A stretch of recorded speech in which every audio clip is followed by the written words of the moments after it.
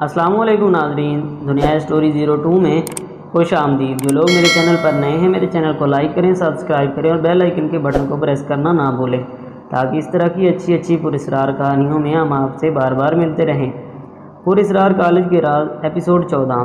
وہ جاگ چکی تھی، اس کا رواں خوف سے لرز رہا تھا۔ وہ ابھی تک اس حجرے میں متفل تھی اور زویا کا آس پاس تک کچھ پتہ نہ تھا۔ دوسرا صفحہ بھی پلٹ چکا تھا اور وہ چپ چاپ دیوار سے ٹیک لگائے اب تک کے تمام پراسرار واقعات کے بارے میں سوچ رہی تھی۔ کالج کا وہ پہلا عجیب و غریب دن جب دروازے کے ایک سوراخ سے گرم ہوا اس کے وجود کے ارد گرد پھیلی تھی اور تائی جان کے گھر محفل نعت کے وقت اچانک سے اس کا چلانا، تیسرے نمبر والی عمارت کے دوسرے پورشن پر ہونا اور اس کا دروازہ اپنے ہاتھوں سے کھولنا، زویا کا یوں پراسرار طریقے سے ملنا، کالج کی وہ رات جب اسے زویا کالج لے گئی تھی اور وہ بین بجانے والی عورت اور اس کا معاون، ایک لنگڑا شخص اور ایک بوڑھا شخص بھی جو ایک کمرے میں بندہ تھا، اور ونیزا پکارنے کی آوازیں، اور پھر یکدم سے کہانی ایک کالج سے نکل کر ایک پر اثر ماضی کی ایک داستان لکھنے لگی تھی۔ اب تو اسے خود کو وجود پر اسرار لگنے لگا تھا۔ یہ عجیب و غریب واقعات ہر ایک کے ساتھ تو رونما نہیں ہوتے، صرف اسی شخص کے ساتھ ہوتے ہیں جس کی حال کی کڑیاں ماضی کی کڑیوں سے ملنے لگیں اور یہ کڑیاں کسی تیز رفتار سگنل کی طرح جڑ جاتی ہیں اور آخر کار ایک مکمل داستان بنتی ہیں۔ اس داستان کی الجھی ہوئی کڑیاں ملنے کا وقت آ پہنچا تھا۔ بلا شبہ ہر راز نہ رہنے والا تھا۔ وہ ابھی بھی اس حجرے میں بیٹھی تھی، شاید کہ زویا آئے اور اسے کچھ بتا دے۔ وہ ہنٹر ٹاؤن مجھے کیوں لے جانے والی تھی اور ہنٹر ٹاؤن میں ایسا کیا ہے جس سے راز اٹھنا باقی ہے؟ صلاح الدین کو ڈی ایس پی پولیس افسر کے ساتھ اندر داخل ہوتے دیکھ کر وہ بے اختیار اٹھ کر ان کی طرف لپکی۔ بسمل کہاں ہے؟ صلاح الدین بتائے مجھے۔ وہ مسلسل رو رہی تھی۔ ڈیڑھ عمر صلاح الدین نے بے چارگی سے اپنی 30 سالہ اوبرو بیوی کو دیکھا اور نظریں چرا گئے۔ روما، میری روما، ہم ڈھونڈ لیں گے۔ بسمل کو صلاح الدین نے اپنی جھریاں زدہ ہاتھوں سے اسے کندھوں سے پکڑا۔ پریشانی ان کے چہرے سے بھی صاف عیاں تھی۔ جناب، آخری بار آپ کی بیٹی لان میں کھیلتی پائی گئی تھی۔ اگر آپ کی اجازت ہو تو میرے آدمی آپ کے لان کی ایک بار پھر سے تلاشی لیں گے۔ افسر نے ان سے پوچھا۔ جی افسر، اجازت ہے، صلاح الدین نے مری آواز سے کہا۔ افسر نے ہاں میں سر ہلایا اور اب اس کا رخ لان کی طرف تھا۔ اللہ اکبر، اللہ اکبر! فجر کی اذانوں سے اسے جیسے بیدار کر دیا ہو۔ بیدار تو وہ پہلے بھی تھے لیکن کھلی آنکھوں سے جانے کہاں کھوئی تھی۔ ہادیہ اچانک سے حجرے کا دروازہ کھولتی زویا اندر داخل ہوئی۔ سوری، مجھے ذرا دیر ہو گئی، چلو تمہیں گھر پہنچا دیتی ہوں۔ تمہیں کالج بھی جانا ہوگا، زویا نے کہا۔ ہم اس نے محض سر ہلا دیا۔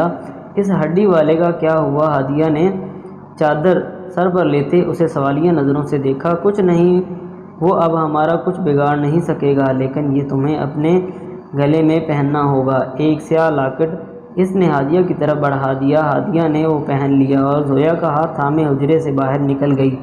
جلد ہی وہ اپنے کمرے میں کھڑی تھی۔ نماز ادا کرنے کے بعد فوراً وہ کمرے کو درست کرنے لگی اور ساتھ کالج کی تیاری بھی۔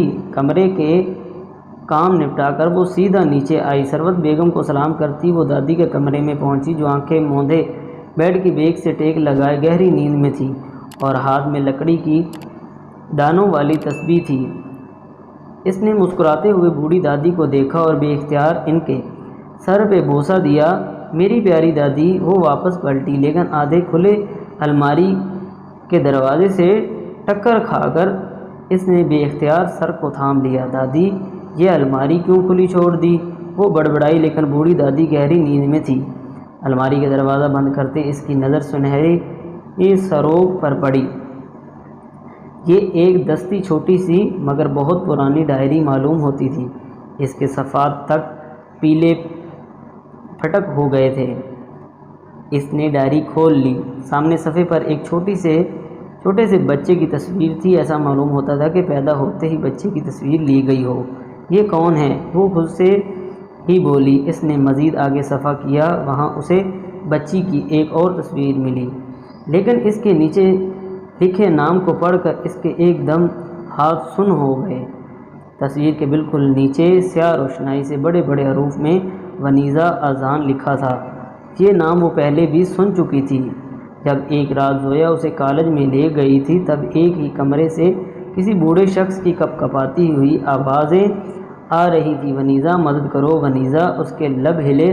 ونیزا صبح سویرے کا وقت تھا۔ صلاح الدین اپنی بیوی روما کے ساتھ لان میں کھڑے تھے اور پولیس کے سپاہی ہی اپنا کام کرنے میں مگن تھے اور ارد گرد پودوں جھاڑیوں کو ادھر ادھر کرتے وہ بسمل کو مسلسل تلاش کر رہے تھے۔ جناب، میرے سپاہی تقریباً تمام جگہوں کی تلاشی اچھے سے لے چکے ہیں۔ عجیب بات ہے، گھر کے لان سے بچی غائب ہو گئی، ایسا کیسے ممکن ہے؟ کوئی سراغ، کوئی نشانی، آخر کچھ تو ملے۔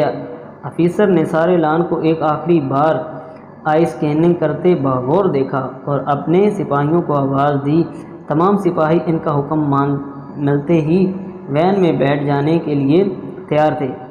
جب آفیسر کی نظریں سامنے اگے خوبصورت لمبے پودوں کے بالکل پیچھے اگی جھاڑیوں پر پڑی، خوبصورت گھنے پودوں اور ان کے بڑے بڑے پتوں نے ان جھاڑیوں کو چھپا رکھا تھا، لیکن آفیسر کی تیز نظروں میں وہ جھاڑیاں آ چکی تھیں۔ جوانوں، کیا اس جگہ تلاش کیا؟ وہ یکدم چلائے۔ تمام سپاہی جو گاڑی چلنے کے منتظر تھے آفیسر کی تیز آواز سنتے ہی چھلانگ لگاتے نیچے اترے۔ جی سر، میں نے وہاں چیک کر چکا ہوں، لیکن بڑے پودوں اور ان کے اندر الجھی کانٹے دار تاروں کے سبب مزید آگے نہ جا سکا، لیکن اپنا چہرہ پتوں سے گزار کر اس طرف جھانکا تو وہاں بس 7-8 فٹ جتنی جگہ ہے جس پر جھاڑیاں اگی ہیں۔ بس ایک جوان نے آگے بڑھ کر وضاحت کی۔ صلاح الدین بھی یکدم چونک کر اس جگہ کو حیرت سے دیکھ رہے تھے۔ اتنے قریب ہوتے ہوئے بھی وہ کئی سالوں تک اس جگہ میں نہیں گئے۔ انہوں نے بے اختیار سوچا۔ آفیسر کی نظریں مسلسل اس طرف اگی جھاڑیوں کی سمت۔ ایک ربڑ سا گیند لاؤ، آفیسر نے کہا۔ تھوڑی ہی دیر میں وہ گھر کا ملازم صفدر ہاتھ میں گیند کا ایک ٹکڑا اٹھا لایا۔ یہ لیجیے جناب۔ آفیسر نے ایک گیند اٹھائی اور ذرا فاصلے سے اسے جھاڑیوں کی سمت اچھالا۔ گیند اچھلتی کودتی جھاڑیوں کو پار کرتی ایک جھاڑی پر جا اٹکی۔ آفیسر نے وہ گیند واپس لانے کا حکم دیا۔ اب اس نے وہی گیند دوبارہ اچھالی۔ اس بار بھی وہ ذرا آگے ایک جھاڑی میں اٹک کر رک گئی، لیکن ایک جوان بھاگ کر ہاتھ کو تاروں سے گزار کر گیند کو پھر سے واپس لے آیا۔ اب کے آفیسر نے پوری قوت سے گیند کو اس طرف اچھالا۔ چھوٹی چھوٹی جھاڑیوں کو یکدم قوت کیا لگی، وہ نیچے کی طرف گرنے لگی۔ وہ گیند بھی نہ جانے کہاں غائب ہو گئی تھی۔ اب سب کی نظریں سامنے زمین پر کھلے ایک بڑے سے سوراخ پر تھی۔ بھاگ کر صفدر تاروں اور ان کے پودوں کو کاٹنے کے اوزار لاؤ، فوراً صلاح الدین چلائے۔ جلد ہی پودوں کی کاٹ جھانٹ کرتے اور تاروں کو کاٹتے وہ اس طرف تھے۔ ایک لکڑی کی سیڑھی کی مدد سے آفیسر ٹارچ لائٹ سنبھالنے نیچے کی طرف اترے۔ نیچے اترتے ہی سٹپٹا گئے، کیونکہ قدیم پتھر سے بنا ہوا وہ ایک گول کمرہ تھا جس کی نہ تو کوئی کھڑکی تھی، نہ کوئی دروازہ تھا، نہ روشنی کے لیے کوئی روشن دان سوائے اس سوراخ کے جس سے وہ اندر داخل ہو پائے۔ بالکل ایک گول کمرہ تھا جس کے بالکل درمیان اوپر کی طرف وہ سوراخ تھا جہاں سے سیڑھی لگائے آفیسر نیچے اترتے تھے۔ فرش بالکل صاف ستھرا تھا، لیکن جھاڑیوں گری پڑی تھیں۔ وہ کمرے کا مکمل جائزہ لینے لگے اور اس کی دیوار کو چھو کر کوئی دروازہ یا راستہ تلاش کرنے لگے۔ صبح کا وقت تھا، لیکن اس کے تہہ خانے میں گھپ اندھیرا تھا۔ آفیسر نے ٹارچ اور ارد گرد گھمائی۔ ایک نورنگی خوبصورت چمکدار فٹ بال ٹائپ کا کھلونا وہیں پڑا تھا، وہ بچی یہیں گری تھی۔ آفیسر نے وہ کھلونا اٹھاتے ہوئے کہا۔ صلاح الدین اپنی پوڑی ہڈیوں کے سبب نیچے نہ اتر سکے، اس لیے وہ ابھی بھی اوپر کھڑے تھے، بے چینی سے آفیسر کا اوپر آنے کا انتظار کر رہے تھے۔ آنکھیں لیے وہ کھڑی کی جبکہ اس عمارت کے ٹھیک اوپر بنے ٹیرس پر صلاح الدین کی بوڑھی اور بیوی زہرا لمبی لمبی سانسیں لیتی تازہ ہوا لینے میں مگن تھی، بالکل بے خبر اور ہر چیز سے انجان۔ ابھی آفیسر انتظار کر رہے تھے جب ان کے موبائل کی گھنٹی بجی۔ کالج پرنسپل سرمد کی کال تھی۔ سرمد بولو۔ انہوں نے موبائل کان سے لگایا۔ وٹ کیسے عام کتاب میں نہیں سر، مدد۔ یکدم بہت غصے میں آ گئے، غصے کے سبب لال ہوا پڑا تھا اور ان کی مٹھیاں پینچتی۔ کھلونوں اٹھائے آفیسر، کھلونا ہے بسمل اسی سے کھیل رہی تھی۔ روما چلائی، میری بیٹی کہاں ہے؟ آفیسر خدا کا واسطہ بتاؤ۔ وہ رونے لگی۔ باکر اور رشید نے بھی وہ کھلونا دیکھتے ہی تصدیق کر دی کہ بسمل اس لان میں اس کے ساتھ کھیل رہی تھی۔ میٹر صلاح الدین، کیا آپ کو اس تہہ خانے کے بارے میں علم تھا؟ آفیسر نے پوچھا۔ باخدا بالکل بھی نہیں، صلاح الدین نے حیرت سے کہا۔ یہ کیسے ممکن ہے؟ تقسیم ہند کے بعد یہ حویلی آپ کے پاس ہے۔ آفیسر نے کہا، ابھی مجھے نکلنا ہے، کالج میں کچھ مسئلہ ہو گیا ہے۔ اور آفیسر، آپ میری بیٹی کی تلاش میں اپنے دماغ کو مگن رکھیں، باقی سب کچھ میں ہینڈل کر لوں گا۔ صلاح الدین نے ایک لفظ چباتے ہوئے کہا اور مٹھیاں چباتا اپنی گاڑی کی طرف بڑھا۔ شاید کہ صلاح الدین کچھ سمجھ چکا تھا۔ جاری ہے۔ امید کرتا ہوں میری یہ ویڈیو آپ کو اچھی لگی ہوگی۔ اگر میری ویڈیو آپ کو اچھی لگی تو میرے چینل کو لائک کریں، سبسکرائب کریں اور بیل آئیکن کے بٹن کو پریس کرنا نہ بھولیں، تاکہ اس طرح کی اچھی ویڈیو میں ہم آپ سے بار بار ملتے ہیں اس طرح کی ایک نئی ویڈیو میں۔ جب تک کے لیے اللہ حافظ۔